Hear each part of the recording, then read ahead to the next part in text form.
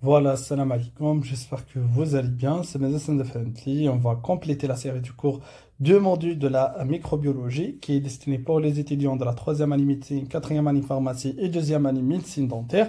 Et le cours d'aujourd'hui, c'est un cours hyper intéressant sans les entérobactéries. J'espère que cette série est bénéfique pour vous. قبل ما نبداو abonnez-vous sur la chaîne YouTube et partagez-vous les vidéos avec votre collègue. إذا عجبكم la vidéo ما تنساوش ديروا انجام. راح نخلي اللين تاع القناة تاعي تاع الانستغرام والتليجرام في البوات دانفو اللي حاب يتحل ساعتها راح نسمعك ولا في لي كومنتير. راح تلقاو رابط هذا الكور في لاشين دو تليجرام اللي حاب يرجع له يمبريميه ولا يقرا منه. Et c'est parti, صلوا على النبي. Bismillah, on commence par une introduction. Les entérobactéries, ce sont des bactéries très ubiquitaires, d'accord, fréquemment rencontrées en pathologie infectieuse humaine, surtout en milieu hospitalier. Donc, elle est nosocomiale, d'accord. On a le trois quarts des isolats de laboratoire de la bactériologie. Vraiment, les entérobactéries mettent beaucoup de manifestations cliniques et vraiment comparément les autres donc classes des bactéries, d'accord, comme par exemple les spirochates, les cocciagrammes positifs comme les staphylocoques et les autres.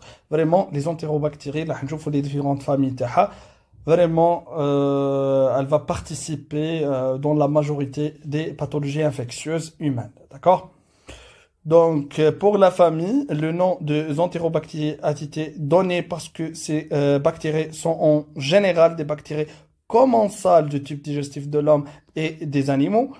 معناتها هما les bactéries qui composent le flore intestinal, d'accord, soit de l'intestin grêle ou du grand intestin اللي هو le côlon. هذوم هم من بينهم الغنية عن تعريف للشيشة كولي. Ce sont des bactéries commensales. Quand هضرت عليها en détail في le cours, راح تلقوا في البلاylist تاع le conflit ولا les relations entre bactéries. باللي les bactéries commensales هما les bactéries اللي يعيشوا معنا et mais يديروا ولا manifestation clinique à l'état normal, à l'état de l'immunocompétence, mais à l'état de l'immunodépression, vraiment peuvent réactiver et donner des problèmes. D'accord? Cette famille comprend des bacilles, donc des bacilles à gram négatifs. Ce sont des bactéries qui prennent le couleur rose في la coloration de grammes. اللي هضرنا عليها في le premier cours اللي هو le cours de la structure bactérienne. Toutes les cours راح تلقاهم في le playlist de la microbiologie. Et aussi on trouve quelques genres de cette famille sont mobiles par des ciliatures pérétriches, d'accord, pour le déplacement, et des autres sont immobiles. Anaérobie facultative, معناتها اللي هنايا يصل le développement تاعهم soit en présence ou d'absence de l'oxygène, d'accord. Au jeu de l'oxygène, c'est pas obligatoire, d'accord. Dégradant le glucose par voie fermentative, وهذه ركزوا عليها بزاف باسكو يسقسوا عليها في الكسيام, d'accord. معناتها راح يديروا عمليه donc la dégradation du glucose. وش معناتها la fermentation, c'est عمليه التخمر, d'accord. معناتها la fermentation, c'est un processus vraiment métabolique qui va produire l'énergie, l'ATP, en absence de l'oxygène. Dépourvu d'oxydase, à l'exception de la plumonase, donc génétiquement rattachée aux entérobactéries. Les plumonases, vraiment, c'est un genre de cette famille nouvellement exploré, possède un nitrate réductase qui réduit le nitrate en nitrite. Ou Inch'Allah, détail au faire le module de l'infectieux. Vraiment, c'est un signe orientateur vers les entérobactéries. Parce que vous demandez une chimie des urines, vraiment, demandez l'infirmier, je fais comme la nitrite. Donc la présence du nitrite avec le causerie, le globule blanc au niveau urinaire, vraiment va orienter vers les entérobactéries ou les BGN, les bacilles à gram négatifs en général. Et dernier caractère, c'est cultive bien sûr milieu usuel, bactéries non exigeantes. Tout simplement le développement efficace, je dirais une colonie, d'accord, pour l'exploration, ça sur un milieu standard, d'accord, n'importe quel laboratoire pour la culture bactérienne, d'accord, et on peut donc prendre les différentes identifications de cette bactérie, d'accord, pour le connaître. D'accord.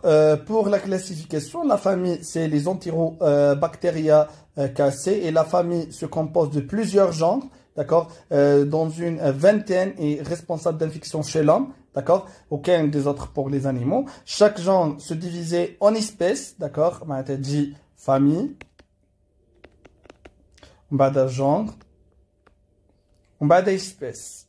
ما تنساوهاش هذا الترتيب d'accord on a donc 200 espèces et chaque espèce peut se diviser en souches d'accord voilà en sérotypes qui sont responsables de faire les mutations et l'acquisition des gènes mobiles ou vraiment les caractères de la pathogénicité les le traitement il y a des refus du traitement les limitations parmi les gens le plus fréquemment rencontrés en pathologie humaine nous avons donc c'est pas la peine de prendre toutes les familles mais هذم ما يليقش كاع تنساو عندنا les Escherichia coli, on a le Shigella, on a le Salmonella et on a le Klebsiella. Vous pouvez trouver le Serratia. D'accord? Et les bactéries, donc les Escherichia coli, Shigella, Salmonella, Klebsiella et aussi le Serratia, en premier plan, sont responsables sur des signes vraiment gastro-intestinaux, d'accord? Selon les bactéries et selon donc la compétence immunitaire de l'homme, d'accord? Les signes soient graves ou modérés, ou ce sont des signes bénignes, d'accord? Mais elles peuvent donner des autres signes, d'accord, vraiment, comme le Klebsiella pneumonia, d'accord, qui va donner des formes pulmonaires. Les Escherichia coli peuvent donner des manifestations cutanées ou des manifestations aussi urinaires, d'accord. Mais le premier plan, les signes internes sera digestif, d'accord. Voilà. Pour l'habitat, elle est ubiquitaire, la plupart des espèces sont commensales, le flore intestinal, soit l'intestin grêle ou le gros intestin, isolées dans l'intestin de l'homme et des animaux. Certaines espèces sont seulement saprophytes, d'accord, j'ai une les milieux humides, sol, l'eau et les végétaux. Kingulu, donc saprophyte, comme ça aussi, le cours de la relation entre bactéries, mais tout simplement, elle va donc la nourriture les matières organiques une décomposition, d'accord. On a un les différentes parties, d'accord, donc la vie quotidienne. Ça. Pour le pouvoir pathogène, donc les entérobactéries pathogènes strictes, d'accord, la présence va donner une maladie, d'accord, ont la capacité de provoquer des infections chez des personnes immunocompétentes. Le flore intestinal, d'accord, راح يجونا من les milieux extérieurs.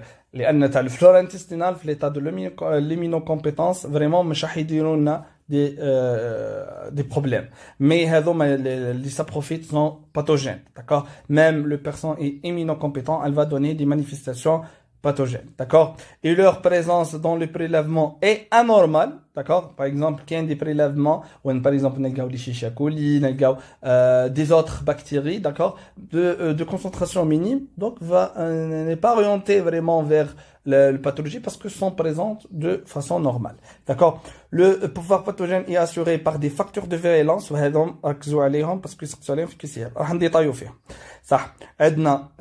L'adénosine, toxine, les enzymes protéolytiques et on a l'LPS. D'accord? Certaines espèces provoquant des pathologies spécifiques, donc comme l'espèce de Salmonella typhi responsable sur la fièvre typhoïde, c'est un cours au module de la vexillologie. Aussi le Shigella dysenteria responsable sur le syndrome dysenterie bacillaire, c'est un cours en 4e année. Et le Yersinia donc pisticis, la peste. D'accord? On a aussi les entérobactéries pathogènes opportunistes, en cas de domination de dépression, des manifestations pathologiques, d'accord? Les entérobactéries opportunistes ne disposent pas d'un pouvoir pathogène suffisant pour déclencher une pathologie chez l'être humain sain, l'immunocompétent. Elles sont en revanche susceptibles de déclencher une infection chez un sujet immunodéprimé, comme les septicémies, veut dire la présence du bactérie au niveau de la circulation générale, surtout en milieu hospitalier. Maintenant, ce sont des bactéries nosocomiales, d'accord, communautaires, comme le Serratia marcescens. On a le Klebsiella, la pneumonie, l'entérobactérie complexe colicacée. D'accord? Et elle va donner des différentes infections, comme les infections respiratoires, les infections urinaires surtout, aussi les infections abdominales, oui, et en particulier sont iatrogènes en post-opératoire. صح هذوما لي بكتيري اللي كنا نهضروا عليهم لي سيغاتيا الكلابسيا لا لونتيرو بكتيري كومبلكس كولاكاسي دونك كيفاش راح يديروا لنا هذوما لي ديفيرونت انفيكسيون باغ اكزومبل لي انفيكسيون ريسبيراتوار يكون باسيون هوسبيتاليزي باغ اكزومبل عندها ان ديتريس ريسبيراتوار عندها باغ اكزومبل بي بي اس يو ان كريز دازم سيفير داكور لهنايا هذوما لي باسيون راح يديروا لا فونتيلاسيون اسيستي باغ اكزومبل سورتو en cas d'une désaturation grave d'accord à 70% la saturation d'oxygène, vraiment nécessite une ventilation assistée. Donc, la ventilation assistée, les appareils, les موجودين في l'hôpital peuvent être contaminés, d'accord, par des bactéries, d'accord, comme et ben, lorsque le patient utilisait la ventilation assistée, alors par voie d'inhalation, et peuvent donner donc des problèmes. Aussi pour les infections urinaires, n'oubliez pas d'interroger le patient. Est-ce que, par exemple, j'ai comme patient un des douleurs bénignes d'origine urinaire, d'accord? Un des brûlures mictionnelles, un des aussi des hématuries, d'accord? Un problème avec le rapport sexuel. Et ben, ce sont tous des signes orientés vers l'infection urinaire. N'oubliez pas d'interroger le patient, est-ce que في البريود تاع 15 jours هذه اللي فاتت اسكو درت اون سوند urinaire ولا لا درت ان sondage urinaire ولا لا باسكو le sonde urinaire فيها بزاف les bactéries et peuvent donner des manifestations après par exemple par une état de choc un problème de déshydratation n'importe quelle manifestation d'ailleurs une sonde urinaire après 15 jours راح يدير des complications donc des infections urinaires elle est d'origine communautaire nosocomiale وهنا يقول الواحد علاش نركزوا على هذا الشيء باسكو جافا في الكاتريام اني كي تقول الكور تاع لي بيجيان اللي باس الاغرام نيجاتيف فريمون سي لا بactérie d'origine communautaire il y a un traitement et nosocomiale il y a un autre traitement d'accord pour les infections aussi abdominales donc après par exemple des interventions chirurgicales ما كانش une stérilisation donc كافيه le bloc chirurgical اللي كنا فيه aussi pour les dispositifs médicaux implantés comme par exemple les prothèses d'accord surtout le prothèse de la hanche le prothèse du genou le prothèse aussi des valves cardiaques d'accord peuvent donner des infections d'accord. Les facteurs de pathogénicité, les gouvernements dans les en détail, d'abord par la capsule. La capsule qui se pose à la phagocytose, ça permet donc le rôle le plus important de la capsule. La phagocytose par donc les macrophages pour l'LPS. L'hypopolysaccharides donnant aux bactéries la capacité d'échapper à l'activité bactéricide du sérum et va donner le choc toxique. Les antibiotiques vraiment l'hypopolysaccharides راح يعطينا les rechutes thérapeutiques d'accord elle va échapper à l'activité donc les antibiotiques d'accord. Des adhésines conférant aux souches qui les possèdent la propriété de se fixer aux cellules épithéliales vers une autre cellule de nature protéique et elles sont portées le plus souvent par les plaies communes comme les Escherichia coli et au cours des infections urinaires d'accord.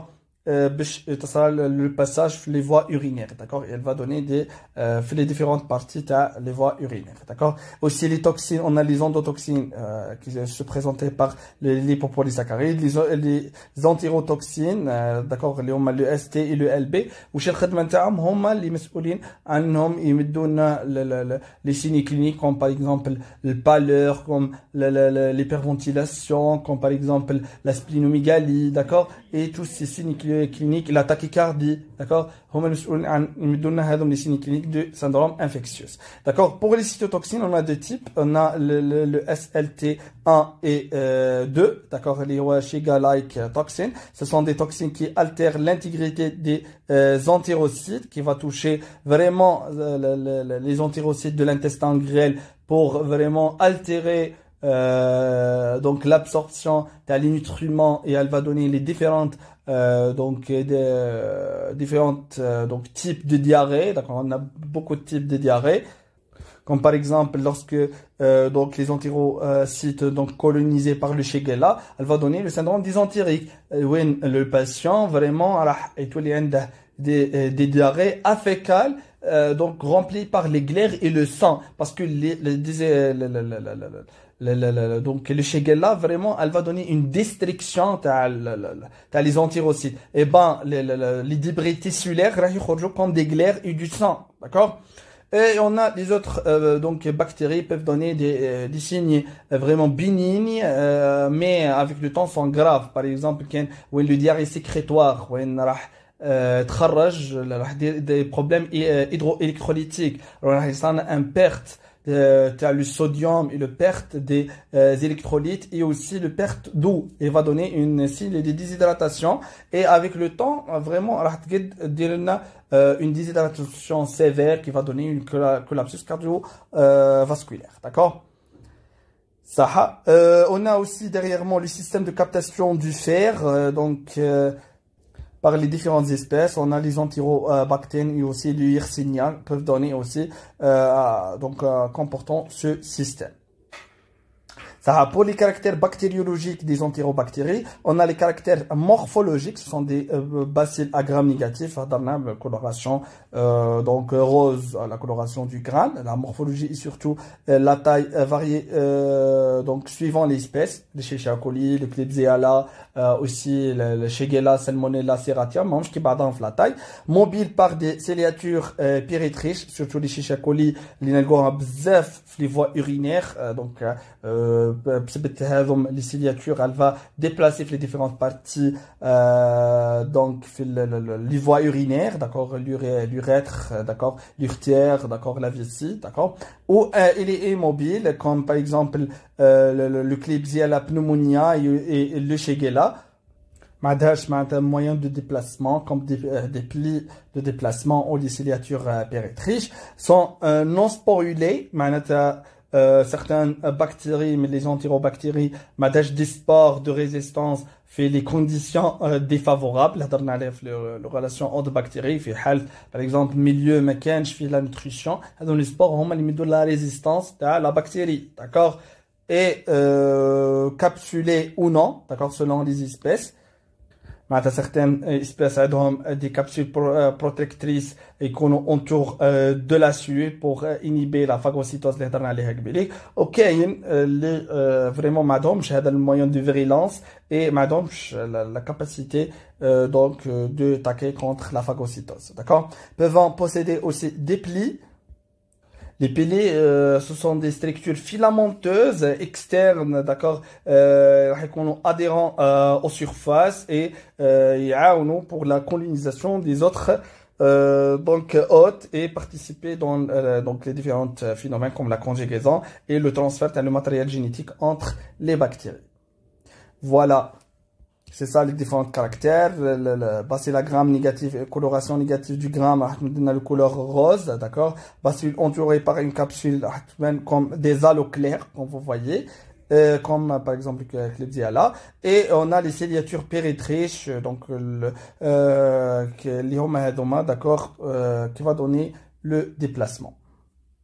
Pour les caractères donc culturaux, ce sont des anaérobies facultatives, peut former l'ATP n'importe quel milieu, soit en présence ou d'absence d'oxygène, cultive sur un milieu non enrichi, un milieu standard, d'accord, qui se trouvait dans n'importe quel laboratoire, mais qui m'a par exemple Mycobacterium tuberculosis, qui incite un milieu vraiment spécifique, le milieu de John Hansen, d'accord, pour vraiment la culture. La température optimale de la culture varie selon l'espèce, d'accord, de 35 à 37 degrés Celsius. معناتها les caractères vraiment راح تتبدل selon l'espèce mais le plus important نشدو هذم les deux caractères الاول anaérobie facultatif et ما nécessite pas un milieu donc enrichi. On a par exemple milieu mycobactérien tuberculosis, تحتاج un milieu vraiment nécessaire, milieu spécifique pour une culture de 28 jours à 42 jours nécessite un temps très très important et le milieu nommé par le Lovistin Jensen. On va aller sur le cours de mycobacterium tuberculosis, là tu go sur le playlist, d'accord? Et l'aspect de la culture sur milieu, le milieu gilosé, d'accord? Après 24 heures, les colonies sont habituellement visibles de 2 à 3 mm de diamètre, d'accord? Arrondies, lisses et bombées et brillantes. Les entérobactéries mais donnent un problème de diagnostic parce que ça me semble que les résultats et le microbiologiste elle va aider le médecin traitant, d'accord, par les résultats et l'antibiogramme de façon rapide, d'accord. D'accord. Voilà, c'est ça le milieu gélosé, d'accord, on utilise du gélose, voilà, c'est ça la colonie, la gamme arrondie, bombée, d'accord, et brillante et vraiment bien différenciée. D'accord, c'est une colonie des entérobactéries sur un milieu gélosé. Et troisième des choses, d'accord, l'identification bactériologique, ce sont les caractères biochimiques communs bien les différentes espèces les entérobactéries. Ce sont les caractères d'identification de l'espèce, l'étude des différents métabolismes. N'abdou par le métabolisme glucidique, la capacité des entérobactéries, est-ce qu'elles ont la capacité de fermenter les différentes sucres comme le glucose, le lactose et le saccharose, d'accord, et vraiment la présence de fermentation, l'absence de fermentation, et l'espèce, d'accord, parce que c'est pas toutes les espèces qui ont la capacité de faire la fermentation, d'accord. Et ben pour les caractères protéiques, on a la dégradation entre les acides aminés et les protéines. On peut tester aussi la capacité des entérobactéries l'enzyme de l'uréase, la décomposition de l'urée, on a ammoniac et en dioxyde du carbone et vraiment il est utilisé ce test-là pour différencier les différentes espèces qui possèdent cette enzyme. On a aussi la production de l'inidol, d'accord, les tchèquelines à partir du tryptophane, c'est un acide aminé, d'accord, et très utilisé ce test-là pour différencier les entérobactéries, d'accord. Et on a pour le métabolisme lipidique, c'est le lipase, d'accord.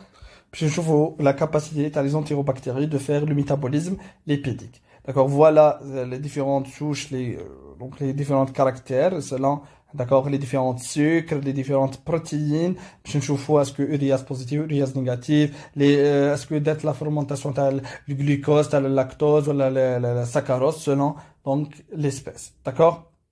Et voilà les résultats. Donc chaque espèce responsable ou chaque genre responsable de faire une réaction biochimique spécifique différente entre le salmonella, le Escherichia coli, Klebsiella pneumonia, كل واحدة عندها une caractère biochimique différente à l'autre. D'accord. Pour la structure antigénique, les entérobactéries possèdent des différentes sortes d'antigènes. On distinguera surtout l'antigène O, ما تنسوهمش ركزوا عليهم parce que سقسوا عليهم في les QCM. D'accord. On a l'antigène O, pardon, c'est l'antigène de la paroi qui est toujours présent pour toutes les entérobactéries et elle est associée avec le lipopolysaccharide اللي هضرنا عليه قبيليك الموجود في la membrane externe de la paroi cellulaire. وهذا من lipopolysaccharide vraiment عندهم un autre nom اللي هما les endotoxines, d'accord, qui sont des composants vraiment importants de la paroi cellulaire, les BGN, d'accord, les bactéries à Gram négatif. Et l'antigène O, chez le rôle تاعو يدخل لنا في reconnaissance تاع la réponse immunitaire تاع l'organisme, d'accord, qui تصير une infection bactérienne راح يتحفز الجهاز المناعي et راح يدير une réaction immunitaire راح يتعرف عنها l'antigène O et elle va échapper cette réaction immunitaire, d'accord. علاش لازم يكون pour chaque entérobactérie لازم يكون l'antigène O parce que هو اللي يحميها من les réactions immunitaires. D'accord. L'antigène H, c'est un antigène flagellaire, d'accord, présent chez certains entérobactéries, mais chez d'autres, d'accord. Et les flagelles qui m'intéressent ce sont des structures filamenteuses, d'accord, et externes, d'accord. Kharj la bactérie, huma المسؤولين عن la mobilité de la bactérie. Et l'antigène H راح يختلف من souche الاخر ماهوش دونك كيما قلنا في ديبيوت كور كاين لي بكتيري موبيل وكاين لي موبيل داكور et c'est un caractère de classifier les différentes entérobactéries.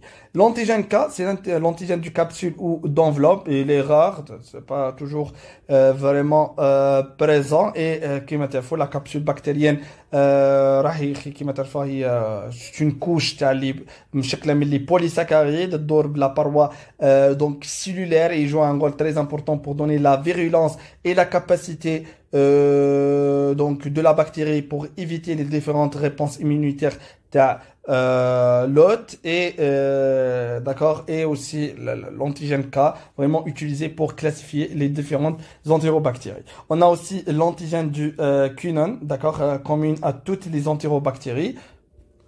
Voilà. Et après, donc un chapitre très important, la sensibilité les entérobactéries aux antibiotiques, qui va aider de connaître l'antibiotique l'infection.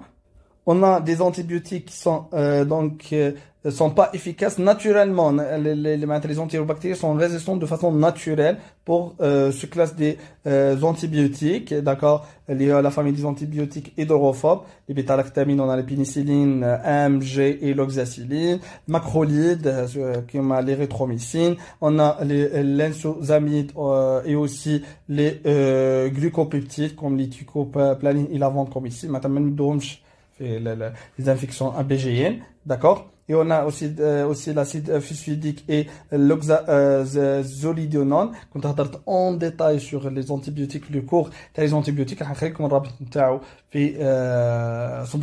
d'accord. Et on a de nombreux antibiotiques qu'on peut donner comme un traitement, d'accord.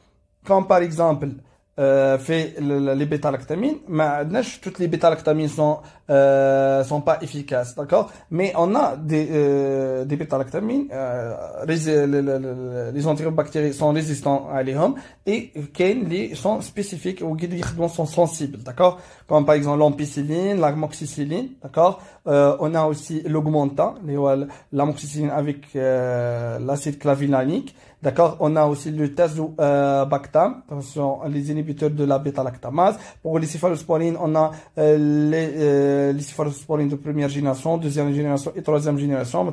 Le ceftriaxone et le ceftotaxime, aussi le ceftazoline et le ceftatine, d'accord, et on a le monobactam, surtout l'azétonam, d'accord.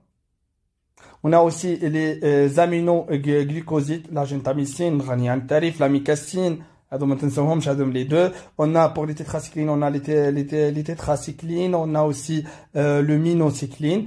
Pour les phinicoles, on a le chlorophénicol, le plus fréquent, d'accord. Mais d'accord. Pour les quinolol, on a donc le fluoroquinolol, on a le neurofloxacine, le ciprofloxacine et l'ofloxacine. D'accord. Mais ça aussi l'acide nalaxique, d'accord. Pour les peptides cycliques, on a le clomycine, d'accord. Et on a des autres comme par exemple le phosphomycine, le sulfamide. D'accord. Ce sont tous des antibiotiques spécifiques donc d'attaquer les BGN. Les bacilles à gram négatifs, les entérobactéries. Donc, devant vraiment une infection nosocomiale qui gêne vraiment, qui va donner une septicémie, il faut réaliser un antibiogramme pour voir est-ce que ce germe il est typique ou là vraiment il est très virulent et résistant même aux antibiotiques qui sont sensibles à l'état normal, d'accord. Et voilà. Là, on peut classer les différents genres, d'accord. Par exemple, le Klebsiella. Les aminopénicillines sont résistants, d'accord. D'accord. Les différentes parties, le carbopénicilline, les iriodopénicillines, en détail pour les antibiotiques, d'accord, sont résistants. Mais qu'ils s'amènent, les céphalosporines de première génération, comme le céphazoline, d'accord, vraiment,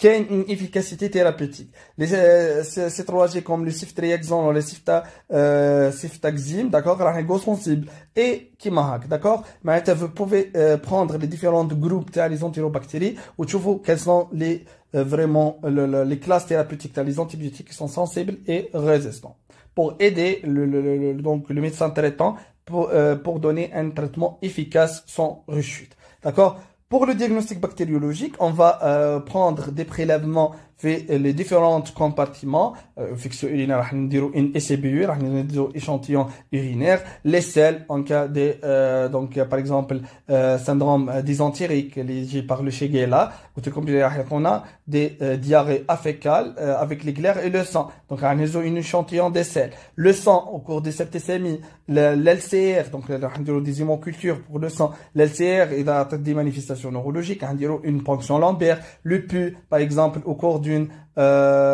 panaries, d'accord, qui touchent les grands orteils, donc échantillon, mais le PU موجود fait les grands orteils, d'accord. Aussi le liquide d'acide, c'est donner un épanchement péritonéal. L'examen microscopique, donc les caractères les BGM et la culture qui ça sur un milieu simple ou du milieu sélectif selon les données et l'espèce. Pour les caractères biochimiques, voir le tableau les caractères biochimiques et le sérotypage est important, pratiqué pour les souches isolées de diarrhée, des infections néonatales, des souches et pour les sérotypes O157, d'accord. Recherchez aussi l'antigène K qui est rare mais il est virulent dans l'LCR, dans les urines du malade par l'agglutination. Ce sont tous des réactions, donc on fait la boue, du particule de latex sensibilisé, on a fait le module de l'immunologie et permettez bien sûr le diagnostic rapide. Recherchez aussi des toxines, ce diagnostic n'est pas d'usage courant, d'accord, nécessite des laboratoires spécialisés sur les toxines, mais en Algérie vraiment fait les laboratoires normaux, c'est évident de connaître seulement le germe, d'accord, et faire un antibiogramme pour comprendre quels sont les antibiotiques qui sont efficaces ou non. D'accord. Voilà les différentes caractéristiques biochimiques, d'accord. D'accord. Dans les différentes entérobactéries, Salmonella, Shigella, le Yersinia, le Chlorobacter, le Klebsiella, Serratia. tous عندهم des caractères كون واحد يوري بوزيتيف. هذا علاش قلنا باللي les espèces, d'accord, vraiment sont différentes entre elles, d'accord. نهضروا شويه عن les différentes espèces. نبداو par le Klebsiella entérobactérie et le Serratia. Ce sont des entérobactéries qui ont un métabolisme fermentaire particulier, c'est-à-dire qui produisent l'acétinoïne par les réactions de Vogas donc Procas, donc elles sont dites donc VP positif. Les Klebsiella entérobactérie et le donc هذوم les trois espèces, d'accord, vraiment عندهم la capacité donc de faire la fermentation du glucose et من la fermentation du glucose نتحصلوا عن un produit اسمه l'acétinoïde, d'accord, comparément des autres espèces. Essentiellement ça profite, ils peuvent se retrouver à l'état commençant dans le tube digestif et les cavités naturelles, responsables d'infections essentiellement hospitalières, sont donc nosocomiales, d'accord, le milieu hospitalisé, surtout des infections urinaires, respiratoires et des septicémies, et aussi peuvent toucher les tissus mous et souvent résistants aux antibiotiques et vraiment mettre en jeu le pronostic vital, la résistance, et rendant vraiment difficile à traiter avec certains antibiotiques. On a aussi disons trois espèces. On a le Poritusus et on a aussi le Margenella et le Providicia. Ce groupe est donc est tryptophane des disséminases, d'accord. Maintenant, donc toute la capacité de donc de dégrader donc le tryptophane où ils sont l'inidol et l'ammoniac et le pyruvate, d'accord, pour l'énergie. Et donc vraiment ce test là pour différencier les différentes espèces, d'accord. Sans des bactéries n'ayant pas la capacité de dégrader le lactose et aussi l'ONPG اللي هو l'orthonitrophinon bêta donc galactoside, d'accord, et le Ptoriosus et le Marginella hydrolysent rapidement l'urée. معناتها عندهم la capacité d'hydrolyser rapidement l'urée ويصنعون l'ammoniac et le dioxyde du carbone, d'accord, اللي هو l'uréase, d'accord, et c'est un caractère vraiment pour utiliser pour différencier les différentes espèces. Les Ptoriosus se caractérisent par leur mobilité qui envahit la surface du milieu gilosé, soit par essaimage ou swarming. وعندهم une résistance naturelle pour كاين des antibiotiques qui sont résistants ماهمش efficaces عن هذه donc les protésus comme le clostine, le tétracycline et le nitrofurantoine, d'accord, ركزوا عليهم parce que يسقسوا عليهم في الQCM. Et voilà, on termine par connaître les différentes donc espèces, d'accord, t'as le protésus, donc rigona tête les espèces qui ont des souches, d'accord, chaque souche est différent à l'autre par des caractères biochimiques vraiment différents comme le Marginella morgani, d'accord, et aussi le protésus les fait des différentes souches vraiment donc des caractères biochimiques spécifiques pour chacune de ces souches. Qui m'a conclu au final, merci pour votre attention et bon courage.